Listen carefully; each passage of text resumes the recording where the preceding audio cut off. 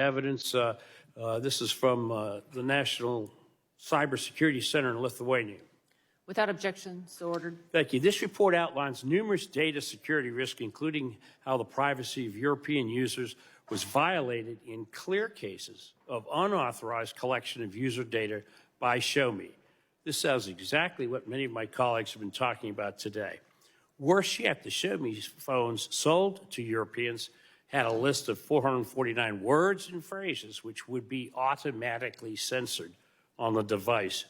Censored phrases included the Voice of America and Democratic Movement, among others. This analysis was conducted on devices which were manufactured and sold to Europeans while you were the head of operations for Xiaomi. It does not follow that you expect us to believe that you would not censor on behalf of the Chinese Communist Party, since you've already done so.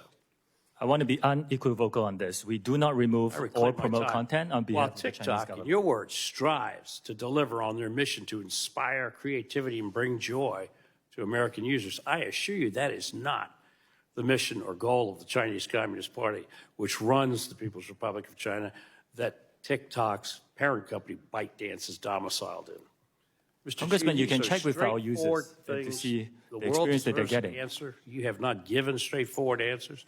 We don't find you credible on these things. With that, Madam Chair, I'd like to yield the balance. Congressman, you have given me no Mr. time to Obernolte answer your of questions. California. I reject the characterizations. I yield Who it are to you Mr. yielding Obernolte. to, Dr. Dunn? Mr. Obernolte? Yes. Okay. Well, thank you, Madam Chair. Mr. Chu, I'd like to continue our discussion of Project Texas, if we could. Part of Project Texas is that engineers at Oracle will review the algorithms used by TikTok to confirm that they're free of foreign influence. I have a question about that because we're talking about AI, that's a very generic term. Do you use machine learning to influence the algorithms at TikTok? This gets very technical, and we have published several blogs about this, which I can forward to your team. Okay. But yes, it's mainly based on interest signals. Right, okay, yeah. so here's my question. How could looking at the algorithm confirm that it's free from foreign influence? Because the algorithm is just a neural net architecture with inputs and outputs and weights, and how to train that. I mean, the influence is an external factor.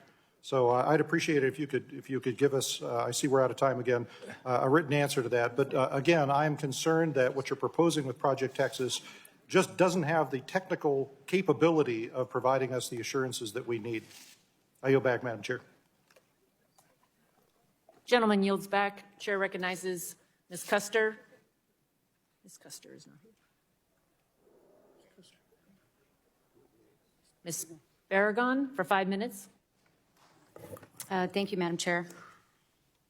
Mr. Chu, TikTok warns users when content is graphic or disturbing and labels state-affiliated media accounts to ensure the viewers aren't seeing propaganda.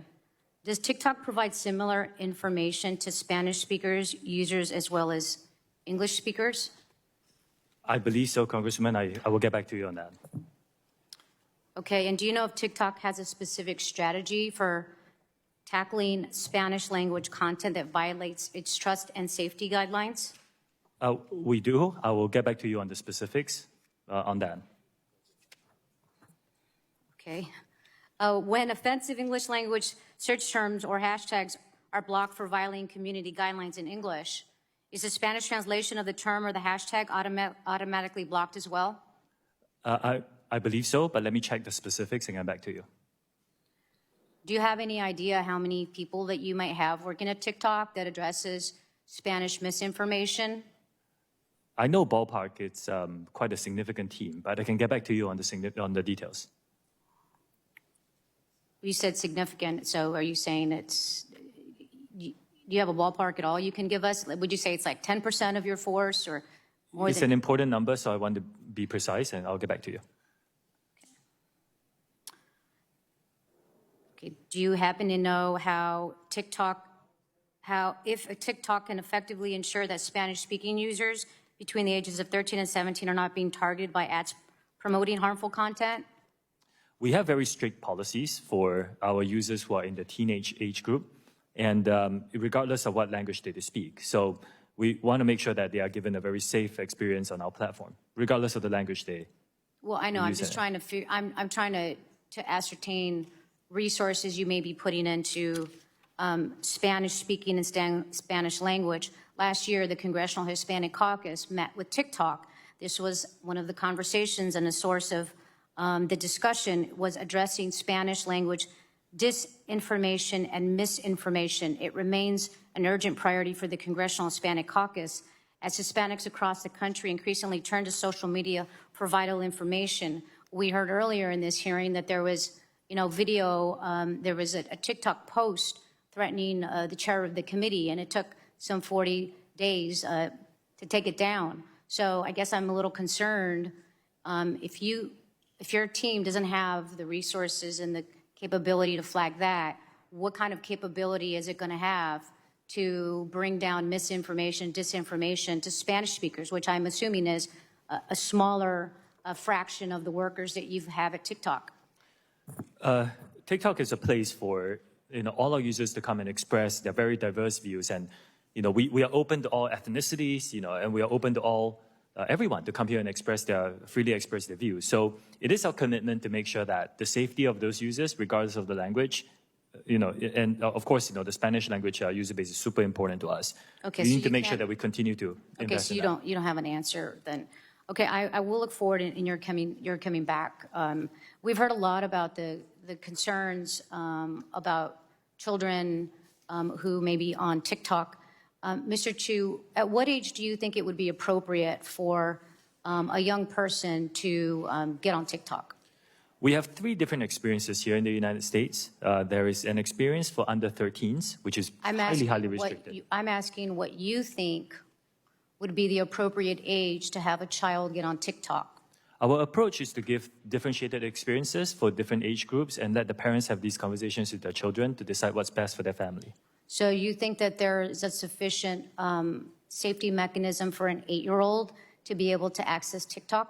An 8-year-old's experience on TikTok will be so highly restricted that every single piece of content he or she will see will be vetted by Common Sense, our third-party child safety expert, and the 8-year-old will not be able to post, and the 8-year-old will not be able to see any personalized feed and 0 advertising in that experience. So I believe, yes, it is the appropriate experience for an 8-year-old. Well, then why don't you let your 8-year-old child on TikTok? I have seen these news articles. I would like to address that. My kids live in Singapore, and in Singapore, we do not have the under 13 experience. If they lived here in the United States, I'll let them use the under 13 experience. Okay, so you're saying it's because of the country you live in doesn't have the same mechanisms. Is there a reason you don't have the same mechanisms everywhere? In principle, we want to provide a good experience for our users in general. We don't want to monetize from people who are under 13. In the US, we are COPPA compliant, and as part of that, we were deemed as I want to get these specifics right. We were deemed as a particular type of mixed audience app. I want to make sure that that's right. And as a result of that, we have to provide an experience to our under 13 users in this country as well. My time has expired. Thank you. I yield back. He yields back. Chair recognizes the gentleman from Utah, Mr. Curtis. Thank you, Madam Chair. Mr. Chu, my children are getting ready to run a marathon, and I noted during this hearing that they'll be running for about the same amount of time that you'll be sitting in that chair today. Unfortunately, I only get you for 5 minutes, so instead of a marathon, I'd like to do a sprint with you. And I want to go back up to that 30,000 feet level. Would you agree with me that Section 230 was created to protect platforms like yours from lawsuits when you distribute information? Don't overcomplicate it, just like 30,000 feet. Yeah.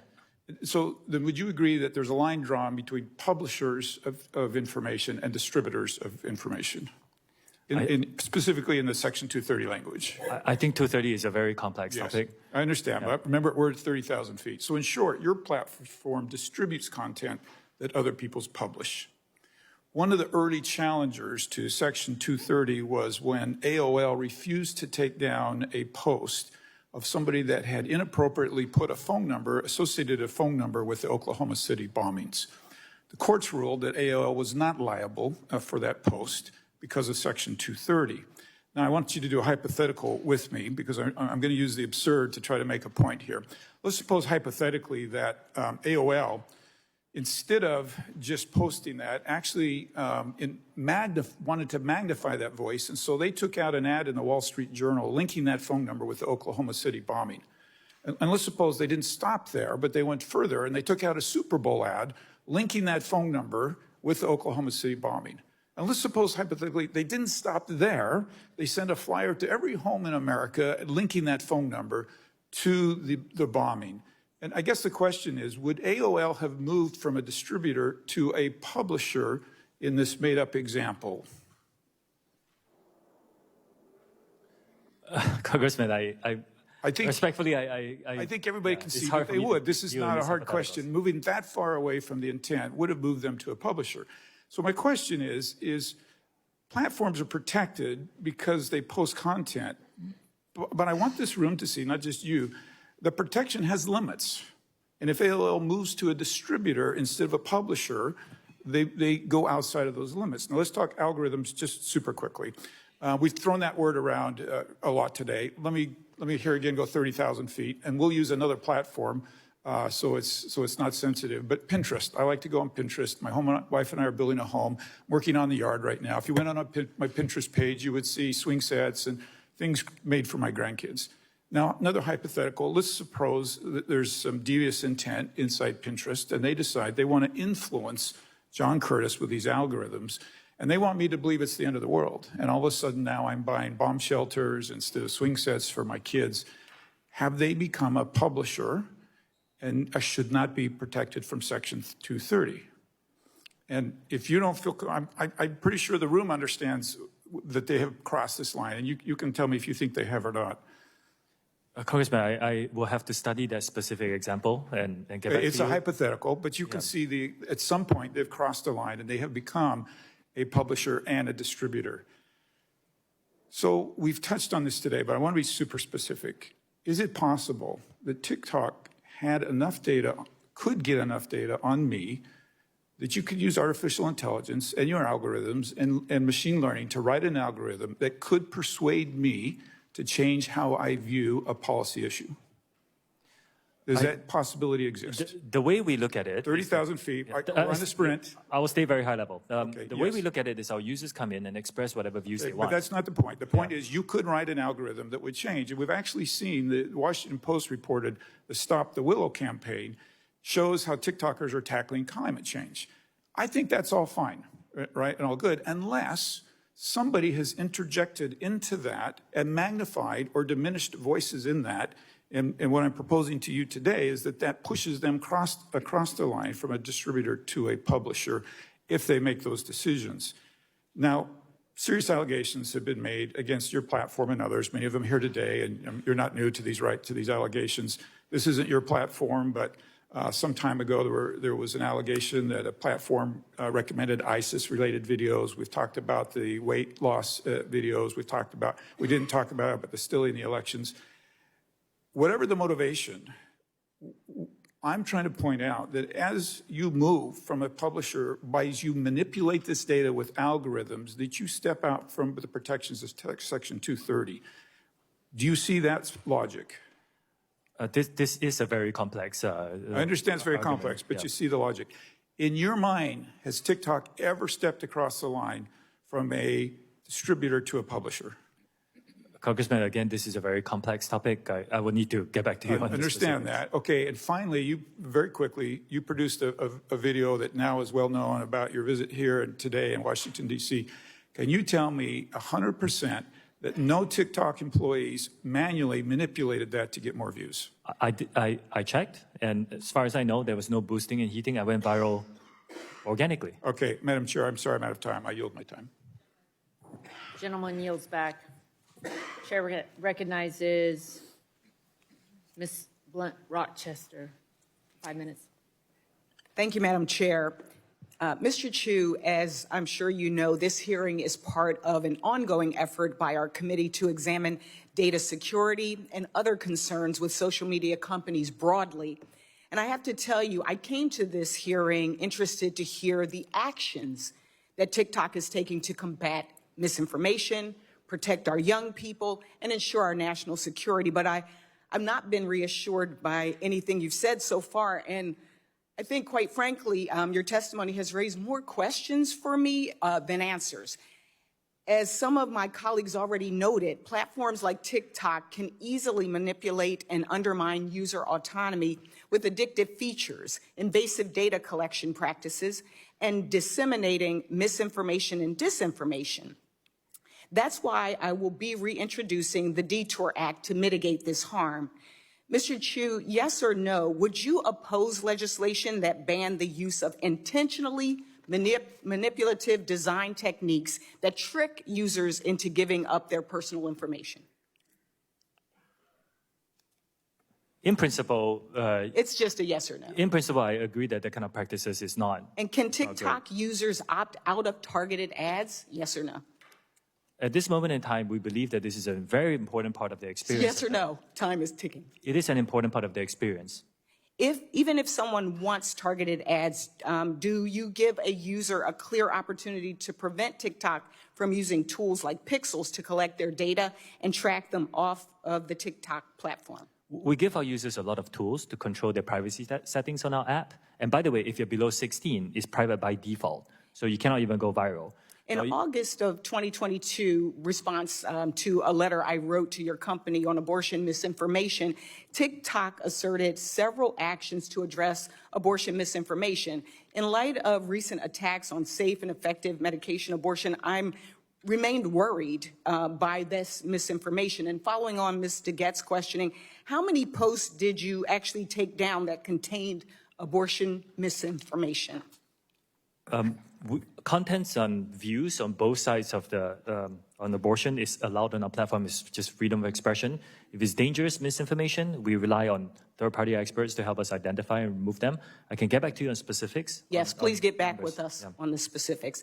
Mr. Chu, in your testimony, you indicated TikTok has taken several steps to implement Project Texas. You've said you've spent, in your testimony, $1.5 billion. You've hired 1,500 full-time employees. Can I ask for some specifics about the implementation? This $1.5 billion, what was it used for? The employees, were they people that you already had that you just transferred over? And what types of roles will they have? Oh, okay. This $1.5 billion US is spread across many things, including the infrastructure we have to build, the migration of the data to a new cloud infrastructure, and all the third-party security partners that we're hiring, and of course the new employees. Now, this team will now be run by a gentleman who used to be this, who has spent his career as a chief security officer in other companies, and another gentleman who used to work, I believe, in if you could just follow national, up with us, that would be very helpful. I will. Because we would really like to understand the details. Where's the money going? How many people are, and what will they be doing? Okay. As I put just kind of a finer point on this, one of my concerns is that we came here hoping to hear some actions that would alleviate some of our concerns and our fears. We got family members. We have a lot of folks here that are constituents, that are content creators. And for us, we were looking for action. We wanted to make us feel like we really can trust, as you use the word. What I leave here with is thinking about the fact that your company is, I learned that you have personalized data advertising for kids as young as 13. And we've heard until Project Texas is supposedly stood up, engineers in China still have access to personal data. And that means engineers in China have access to personal data of 13-year-olds in the United States. And I think that really summarizes why you see so much bipartisan consensus and concern about your company. And I imagine that it's not going away anytime soon. Thank you, Madam Chair, and I yield back. Gentlelady yields back. Yield to the lady from Arizona, Ms. Lesko, for 5 minutes. Thank you, Madam Chair. Mr. Chu, do you agree that the Chinese government has persecuted the Uyghur population? Congresswoman, if you use our app and you open it, you will find our users who give all sorts of content. That's not my question. My question is, do you agree that the Chinese government has persecuted the Uyghur population? Well, it's deeply concerning to hear about all accounts of human rights abuse. My role here is to explain what our platform does on this. It's a pretty easy question. Do you agree that the Chinese government has persecuted the Uyghur population? Congresswoman, I'm here to describe TikTok and what we do as a platform. And as a platform, we allow our users to freely express their views on this issue Earlier and any other today- issue that matters to them. Well, you didn't answer the question. Earlier today, Chairman Rogers asked you, and I quote, "Have any moderation tools been used to remove content associated with the Uyghur genocide, yes or no?" Your answer, "We do not remove that kind of content."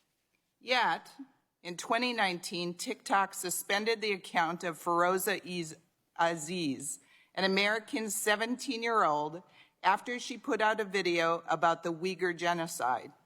So your answer, sir, does not align with history. That particular case was a mismoderation. I believe that video had a picture of Osama bin Laden, so No. we thought it was content that was inappropriate. Yeah, I looked it up. That was a different post that they banned. I can get back on the TikTok specifics, yes. banned. My next question.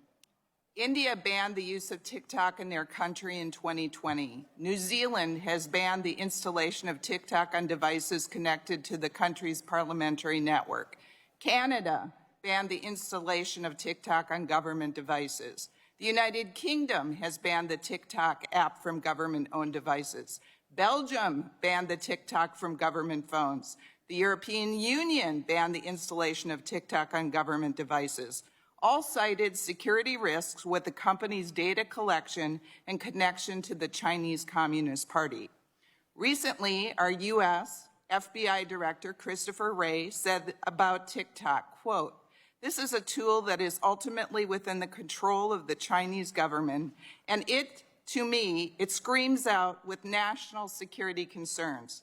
Mr. Chu, how can all of these countries and our own FBI director have been wrong? I think a lot of risks that are pointed out are hypothetical and theoretical risks. I have not seen any evidence. I'm, eagerly awaiting discussions where we can talk about evidence, and we then can address the concerns that are being raised. Yes, my next question revolves around an article. India banned TikTok in 2020. A March 21st Forbes article revealed how troves of personal data of Indian citizens who once used TikTok remain widely accessible to employees at the company and its Beijing-based parent ByteDance. A current TikTok employee told Forbes that nearly anyone with basic access to company tools, including employees in China, can easily look up the closest contacts and other sensitive information about any user. This current TikTok employee also said, quote, "If you want to start a movement, if you want to divide people, if you want to do any of the operation to influence the public on the app, you can just use that information to target those groups." Why would Mr. Chu, why would a current TikTok employee say this if it wasn't true? This is a recent article. I have asked my team to look into it. As far as I know, we have rigorous data access protocols. There's really no such thing where anybody can get access to tools. All right. So I disagree with a lot of the conclusions of that. Madam Chair, I request unanimous consent that the Forbes March 21st, 2023 article be added to the record. Without objection. And I would like to turn over the rest of my time to Mr.